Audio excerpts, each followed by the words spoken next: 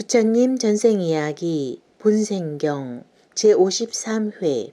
오늘은 본생경 2권 37가지 이야기 중에서 27번째 장작 줍는 여인에 대해 소개해 드리겠습니다.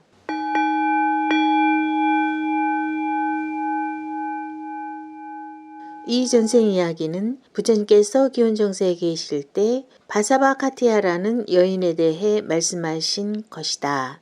그녀는 석가종 마하나마의 딸인데 나가문다라고 하는 하녀의 몸에서 태어났으며 코살라 국왕의 제1왕비였다. 왕비가 된 그녀는 왕자를 낳았다. 그렇지만 국왕은 후에 왕비가 하녀의 몸에서 태어난 신부님을 알고 그 왕비의 지위를 박탈했으며 아들인 비두다바 왕자의 직위도 빼앗아 버렸다. 이리하여 두 사람은 집안에만 갇혀 지내게 되었다. 부처님께서는 그러한 사연을 들으시고 아침에 500명의 비구들을 거느리고 국왕에게로 가시어 이렇게 물으셨다. 대왕이여, 바사바카티아는 어디에 있습니까? 국왕은 지금까지의 경위를 말씀드렸다. 그러자 부처님께서 물으셨다. 대왕이여, 바사바카티아는 누구의 딸입니까? 국왕이 답하였다. 마하나마의 딸입니다. 결혼은 누구와 하였습니까? 제게 시집을 왔습니다. 그 여인은 왕족의 딸이며 국왕에게로 시집을 와서 국왕의 아들을 낳았습니다. 그 아들이 무슨 까닭으로 아버지가 소유한 왕국의 후계자가 될 수 없다는 말이요.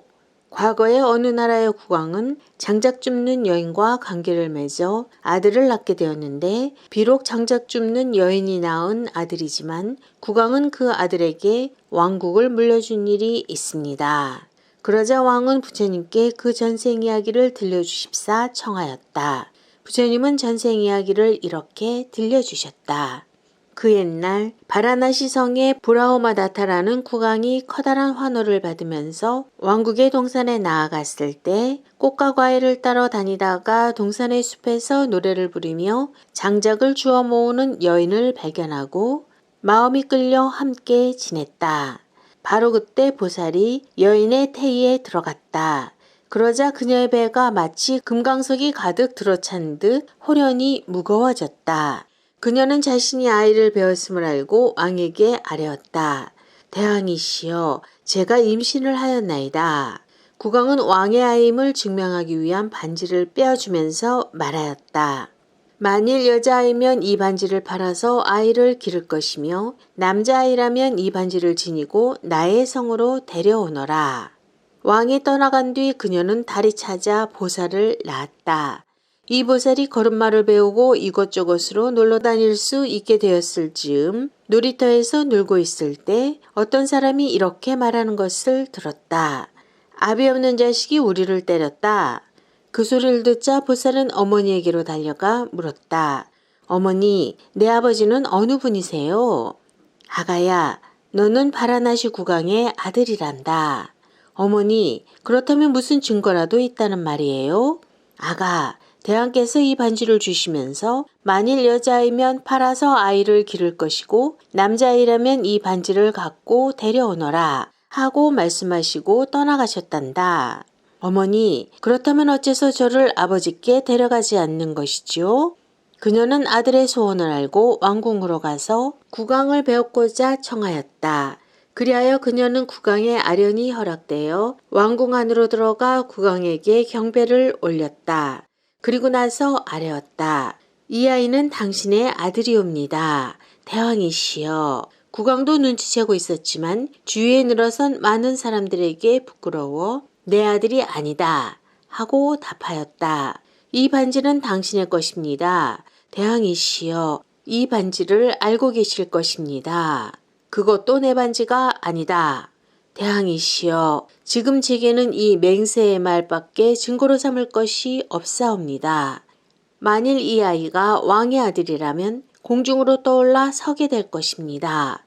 만약 그렇지 않다면 땅으로 떨어져 죽어버릴 것입니다. 하고 말하며 보살의 두 발을 움켜잡고 공중으로 던졌다. 보살은 공중에 다리를 포개고 단정히 앉아 아름다운 목소리로 부친에게 법을 설하면서 다음의 개송을 노래하였다. 대왕이여, 당신의 아들입니다. 나를 길러주십시오. 대중의 우두머리여. 왕인 자는 다른 사람도 길러야 하거늘 하물며 왕인 자가 자기 자손을 길러야 함은 더 이상 말할 필요 있으리. 보살이 공중에 단장에 앉아 이같이 법을 설하자 국왕은 자신도 모르게 손을 내밀며 말했다.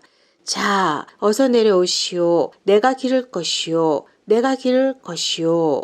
다른 사람들도 수없이 많은 손을 내밀었지만 보살은 다른 사람의 손에는 내려오지 않고 바로 국왕의 손으로 내려와 그 무릎에 앉았다.